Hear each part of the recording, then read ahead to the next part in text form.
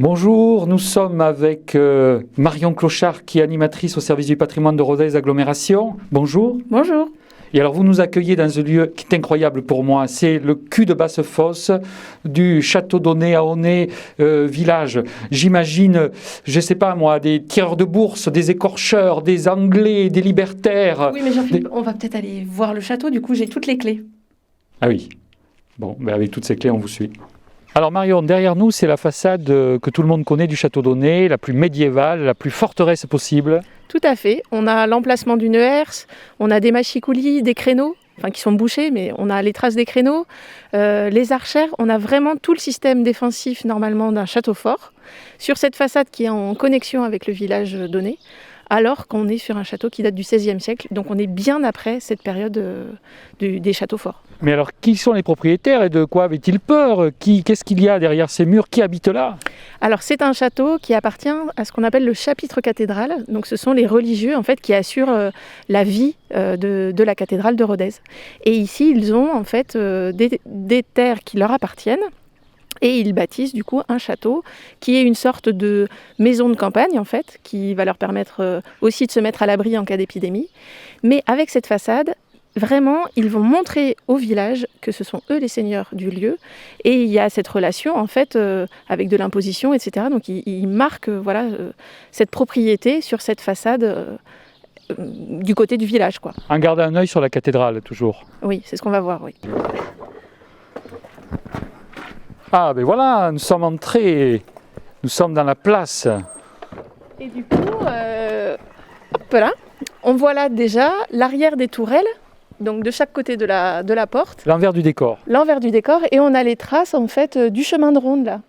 Oui, vous voulez dire que les pierres qui dépassent là, qui sont en saillie au-dessus, des gens circulaient. Voilà. C'était une galerie de circulation et il faut imaginer en fait un parapet avec des machicoulis, donc véritablement ce dont on parlait, l'architecture défensive d'un château fort.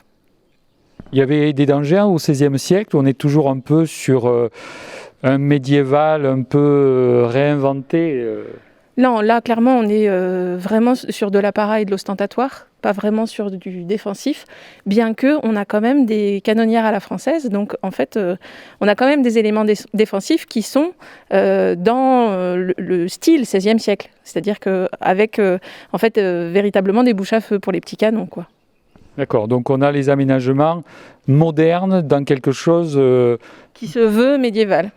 D'accord, intéressant. Alors après, qu'est-ce que vous allez nous montrer?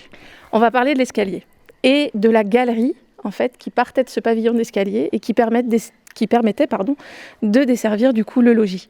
Parce que là, c'est la tour où on doit avoir la bouche qui tombe et les yeux qui clignotent. C'est la chose la plus ostentatoire à l'intérieur de ce château. Ça devient le logis. C'est-à-dire qu'en fait là, d'abord, on a un pavillon d'escalier qui est monumental, qui donne sur cette cour. Il faut imaginer que toute cette partie là, entre le mur et l'escalier, en fait, n'existait pas. Cette partie-là, ça date du 19e siècle. Donc vraiment, on est normalement sur quelque chose de carré et qui vient vraiment prendre un espace important dans cette cour. Oui, je viens de comprendre. Tout ça, c'est l'escalier. Tout ça, c'est l'escalier. D'ailleurs, regardez, on voit bien cette diagonale qui se dessine avec les fenêtres, qui nous montre en fait le gain en fait, de palier d'une fenêtre à l'autre. Formidable, vous étiez vraiment la personne qu'il nous fallait. Ici, en fait, on a des départs d'arcs. Est-ce que vous arrivez à les voir là? Ouais.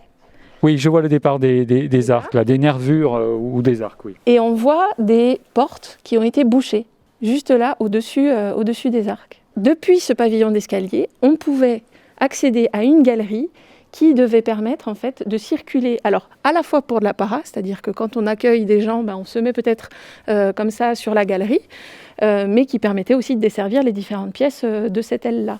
Moi j'ai hâte d'aller voir cet escalier. Allez, allons-y.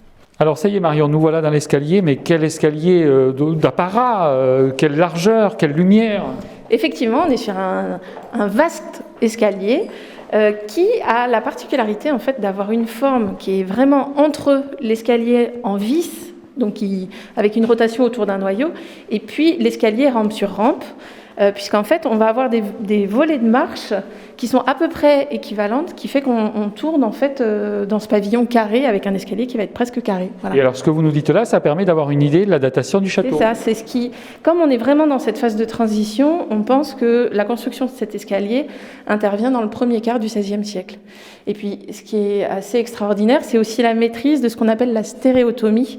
C'est en fait le dessin des pierres qui vont être taillées qui permettent par exemple d'avoir cette magnifique rampe-là qui va filer sur tout l'escalier, voilà, qui est juste sublime. Et là, on est en fait dans la petite pièce qui est en haut de l'escalier, petite pièce mais qui est quand même dotée d'une cheminée.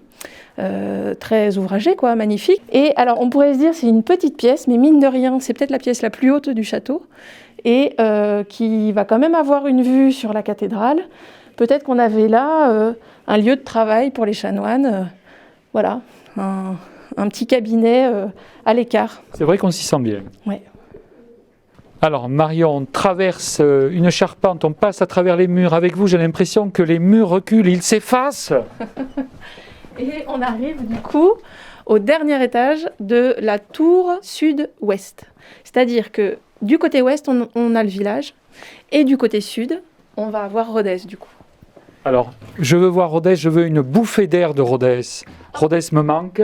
On embête un peu les araignées, et là, eh ben, moi j'imagine tout à fait les chanoines qui viennent comme ça à la campagne se retirer, mais qui vont peut-être poser leur regard un peu amoureux sur leur cathédrale, que l'on voit merveilleusement bien se dessiner là, avec le Piton. Alors sans doute que la ville était un petit peu différente, mais pour autant, voilà, il y a une véritable connexion entre le château et la cathédrale. C'est un endroit pour prier, on a l'impression que les prières s'envolent jusqu'au clocher.